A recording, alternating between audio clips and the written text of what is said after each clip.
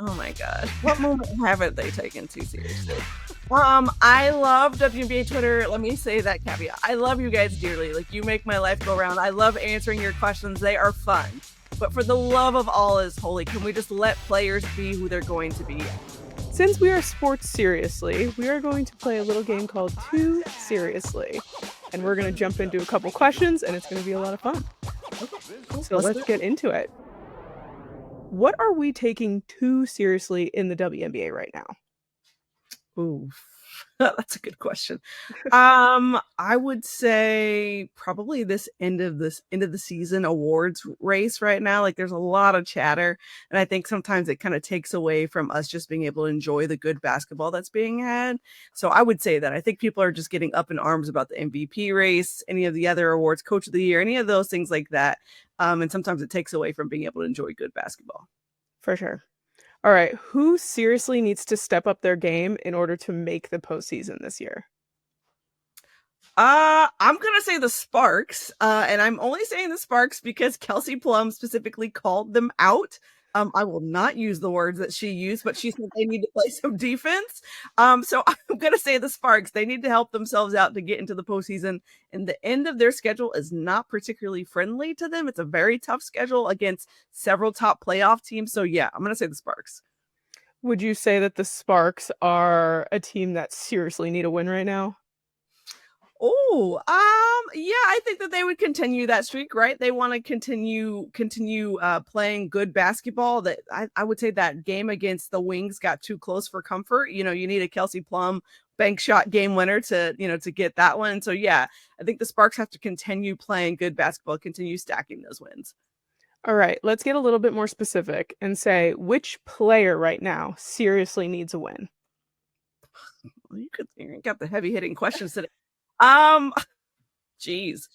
I'm actually gonna say Caitlin Clark, and it's not Ooh. because I don't think that she like has wins in her life. She just her signature logo just dropped. Like, she's got some merch coming with that. It's not that. I think for me, it's more of a we're at the point where it's will she or will she not play, right, for the season. If you don't play for the rest of the season, then you obviously get a lot more time to continue getting healthy and continue just getting back to where she needs to be. And I honestly, I know this is going to sound wild, but I would consider that a win, is that you have zero pressure to play basketball, right? I know she's super competitive. She wants to do everything in her power to help her team. But if for some reason the Fever decide, hey, we're going to go ahead and shut you down for the rest of the season, there's only, 6 games left. I think that's actually a win for her. She does not have the pressure to come back. Now you can go get healthy, use your entire off season to continue doing that, and come back ready to rock for your third season. I'm really excited to ask you about this because I know that you are the queen of WNBA Twitter right now. What moment has WNBA Twitter taken too seriously recently or from this entire season? Oh my gosh. What moment haven't they taken too seriously? I love WNBA Twitter. Let me say that caveat. I love you guys dearly. Like, you make my life go round. I love answering your questions. They are fun. But for the love of all is holy, can we just let players be who they're going to be? All the, like, for example, Caitlin Clark versus Paige Becker's discourse. Like, they're two different players. Just let them be who they're going to be. We don't need to compare them. They're both fantastic in their own right. Like, I need y'all to go outside, touch some grass, like take in some fresh air. It is going to be fine. They both contribute to their teams in different ways. Like, they're both generational talents. Just let them be. And I'm off my soapbox. All right, so this actually ties into the next question. Okay. Which rivalry is the WNBA taking, or WNBA fans taking too seriously? Oh, hmm. Well, that's a good one. I would say, not to make this about the Fever, but like the Fever Sky rivalries, Hmm. like I would say before this season were like super intense. And I would say beyond the first game, like they've somewhat mildly calmed down, but like just can we just keep it about the basketball? Let's keep it about the basketball for that. Beyond that, I would say that Lynx Liberty gets real fun. Liberty Aces gets real fun as well. Fun in the standpoint of you see a lot of chatter when those two teams play, particularly because, Liberty Lynx was just in the WNBA finals. But yeah, I need y'all to breathe. Like, it's good hoops. Like, let's just enjoy the hoops. I'll add on to that I think that anybody versus Caitlin Clark is like such a huge rivalry that doesn't need to be made. Like literally, anything that happens, it's like, okay, that versus Caitlin Clark, and you're like, where are we going with this? I mean, Caitlyn is the biggest name in the WNBA. If if and if not, there are more other bigger names, of course, of her stature. But what I'm saying is that anything she does is going to be compared to someone else, right? There's going to be some other names in there, and I think we just need to let people be who they're going to be. There's way too many good folks in this league for us to be doing this. So, Absolutely. All right, couple more here. okay. Who do you think is going to be seriously disrespected when the WNBA awards come out? Sam, if you hate me, I just need you to say that like out loud because these questions, jeez. All right. I'm going to say Azurá Stevens of the Sparks. She's had a phenomenal year, and I really think she does have a case for most improved player. However, there are several other players, like, for example, Veronica Burton from the Valkyries, Nas Hillman from the Dream, that could potentially get that nod over her. And I feel like that is a shame considering that she's also had a really good season. It's just a really tough, like, unfortunate thing when you've got multiple players who are all deserving of that award. So if there's anyone who's probably going to get a little disrespect there, it's probably Azurá Stevens. She's been balling for the Sparks, much improved, and has been a good asset to the Sparks as they continue this playoff push. I'll add on to that and say as well, anyone who doesn't win the MVP award this year. Because the amount of talent, I mean, Nneka Ogwumike, Asia Wilson, and I feel like and we'll talk about it a little bit. People are leaning Napheesa, and it is so valid. But man, like someone, like obviously only one player can win. Whoever's not going to win that award, severely disrespected. Yeah, unfortunately, this is what happens. You have really good players. Like somebody's gonna get snubbed, and it sucks.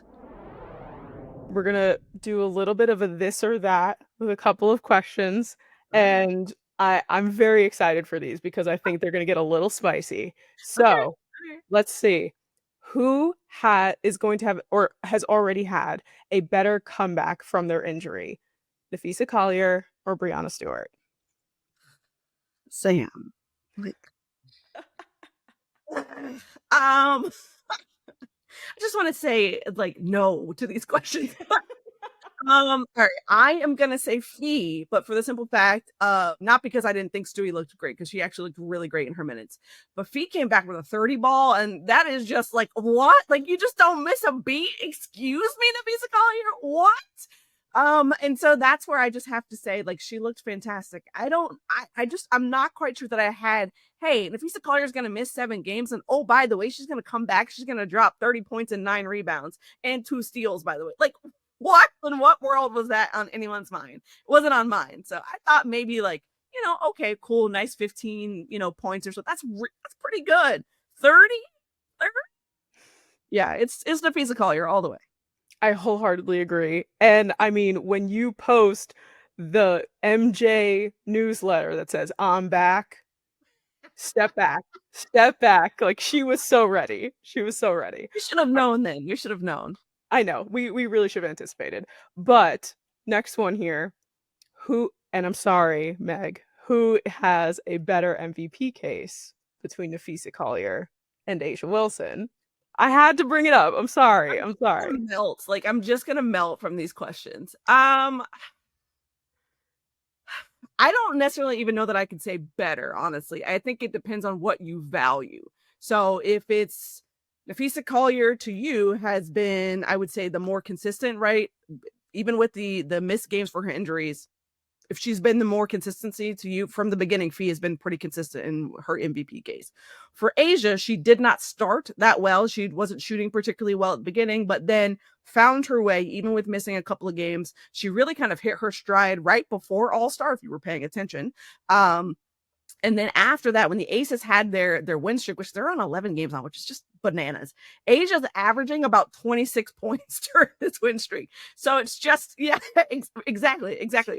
You ask me, like, who's better? I'm like, I don't know. It really just depends on what you value.